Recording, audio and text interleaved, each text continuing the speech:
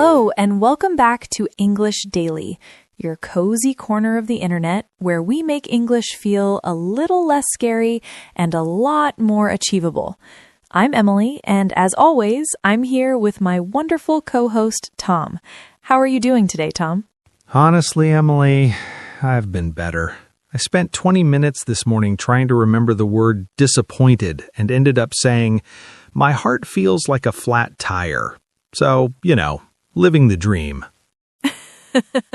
Tom, I actually love that description, but I think your timing is perfect because today's episode is called You're Doing Better Than You Think, and I have a feeling you need to hear this. I think a lot of us need to hear this, honestly. I was reading comments from our listeners, and so many people say things like, I've been studying for years and I still can't speak properly, or I understand everything, but I sound like a robot. Exactly. And that's why we created this episode. So who is this for today?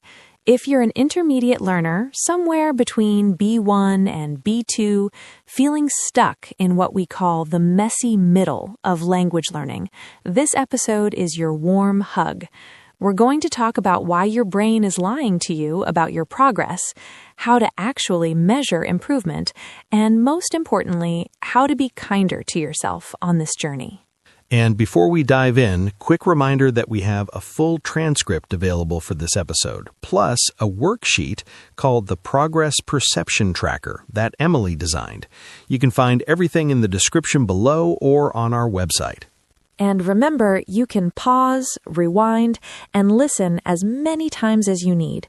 There's no rush here. This is your space. Now, Tom, let's start with what happened this morning. Tell me more about the flat tire situation. Okay, so I was trying to tell my colleague about a project that didn't go well, and I wanted to say I was disappointed. Simple word, right? But my brain just went blank.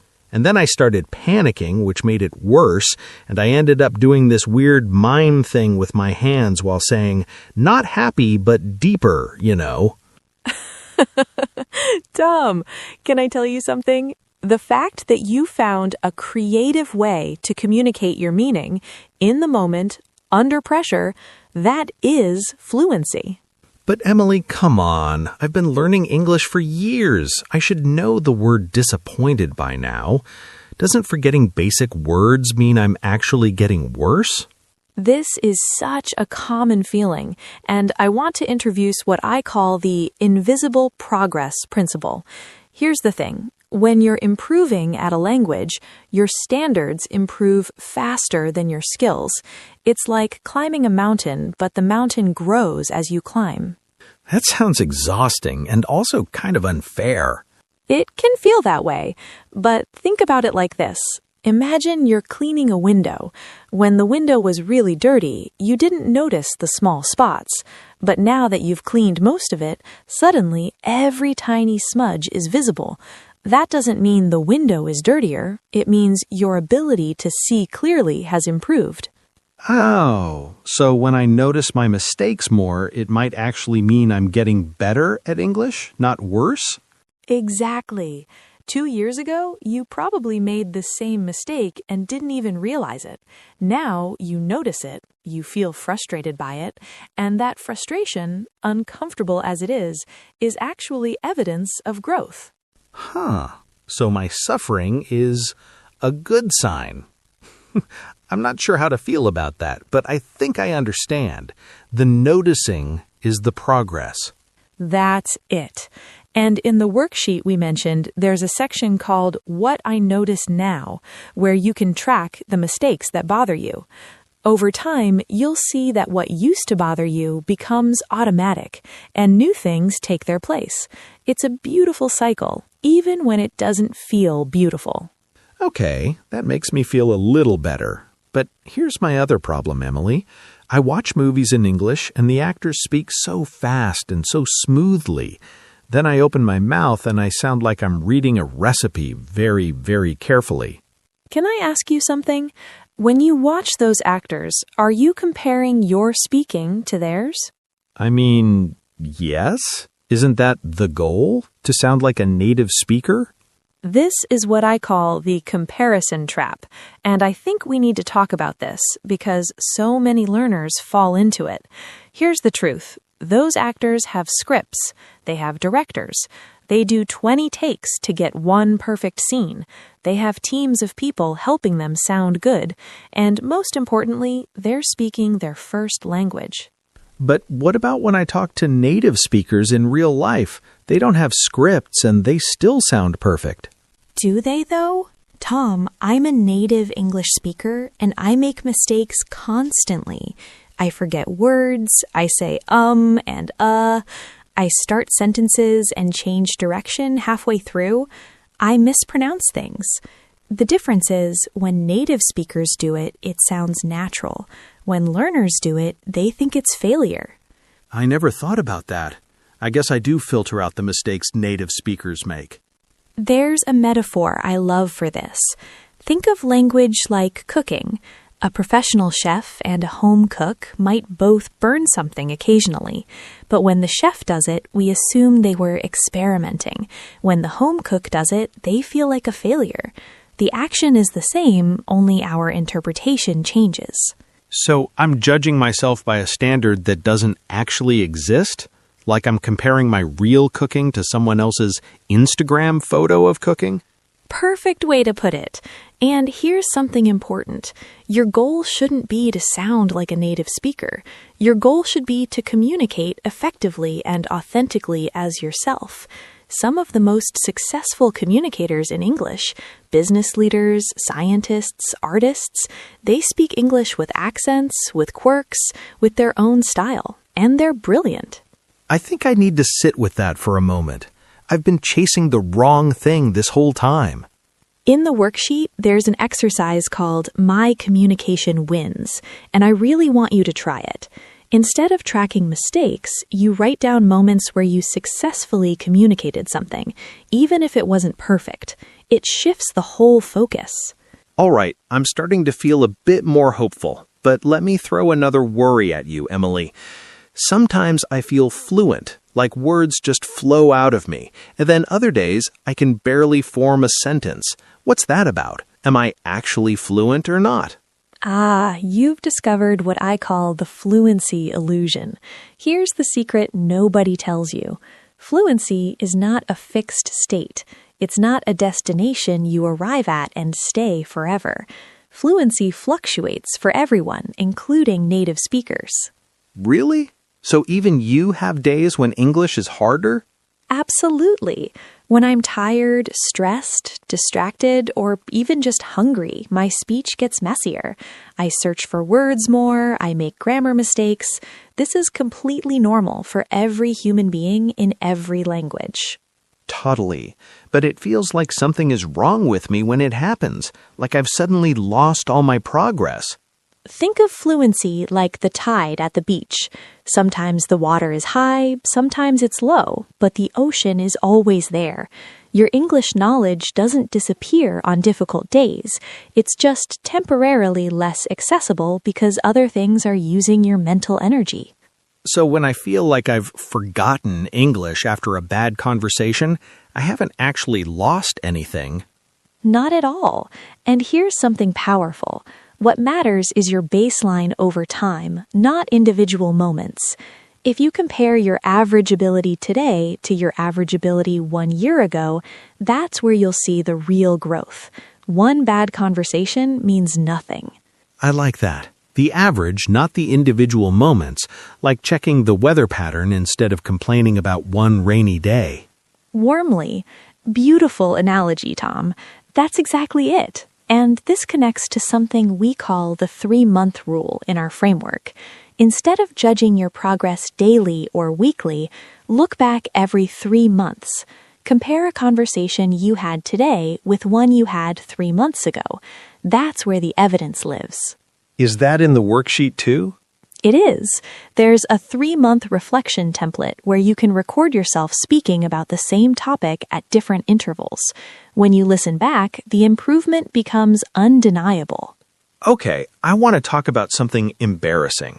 Last week, I was at a shop and I asked for chicken legs, but I pronounced it so badly that the person thought I wanted children's socks. It was a whole situation.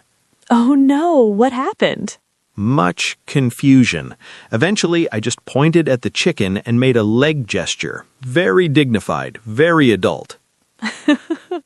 Tom, I love you. But can I reframe this for you?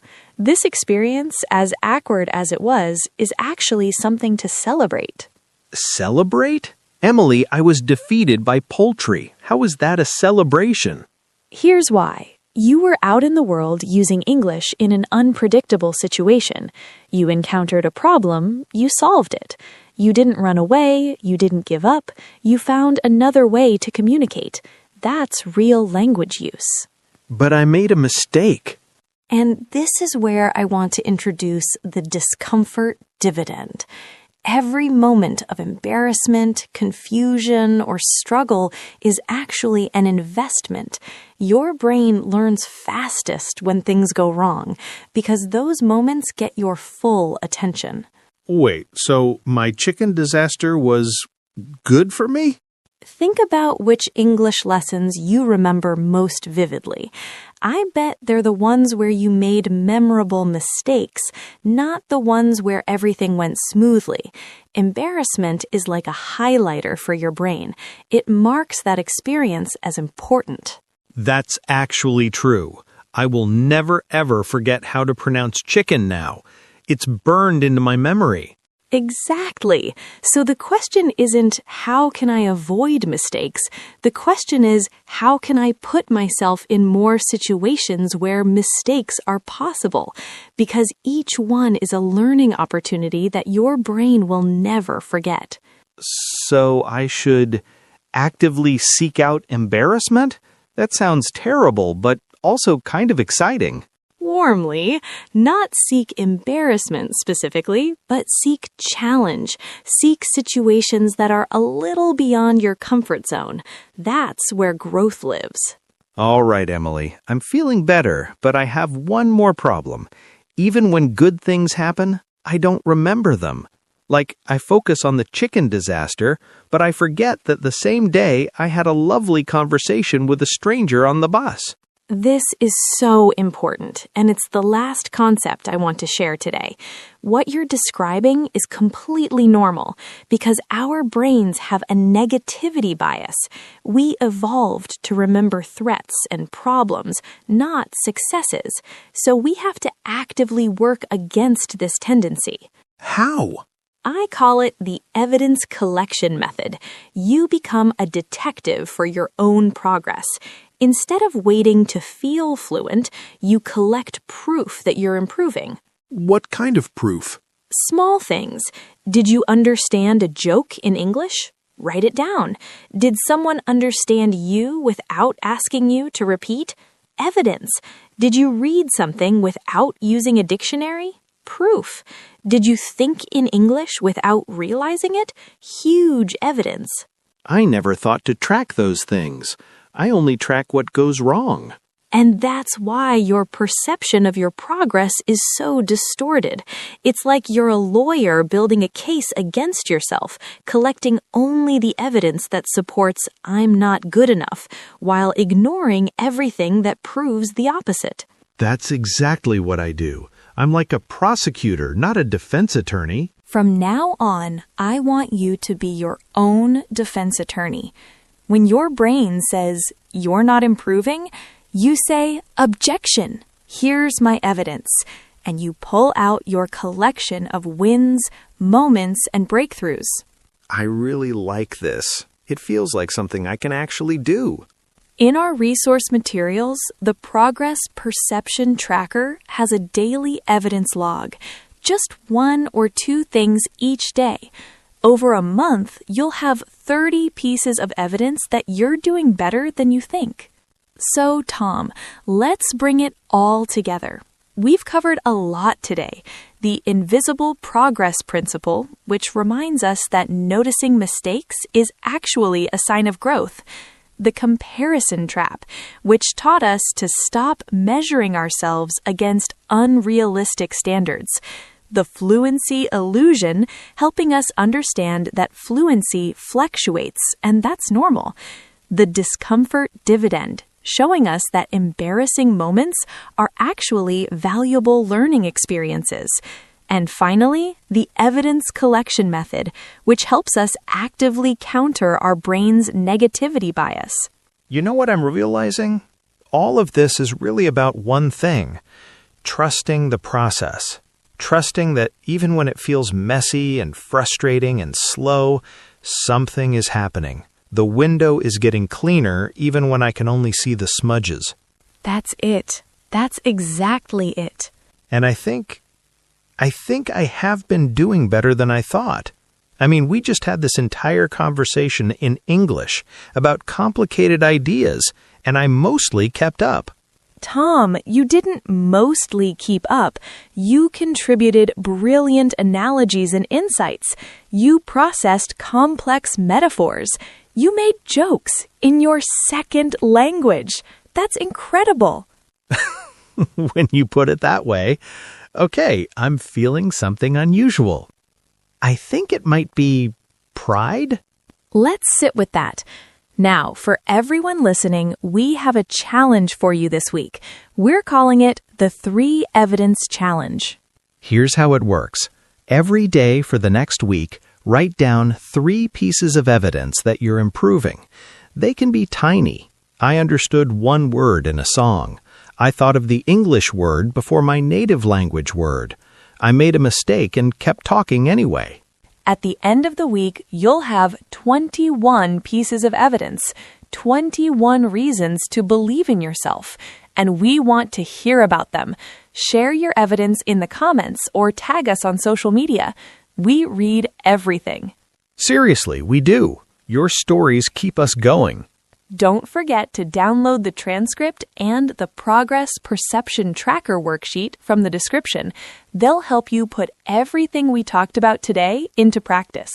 And if this episode helped you, please share it with someone else who might need this message. We all have friends who are too hard on themselves. Before we go, I want you to remember one thing. Language learning is not a straight line upward. It's messy and wavy, and sometimes it even goes sideways. But every moment you spend engaging with English, whether you succeed or struggle, is a moment of growth. You're not behind. You're not stuck. You're not failing. You're doing better than you think. You're doing better than you think. Thank you so much for spending this time with us. Until next time, be kind to yourself and keep going. Bye, everyone. And remember, even if your brain forgets the word disappointed, your heart is still allowed to feel like a flat tire. That's valid. Oh, Tom, never change. Bye, everyone.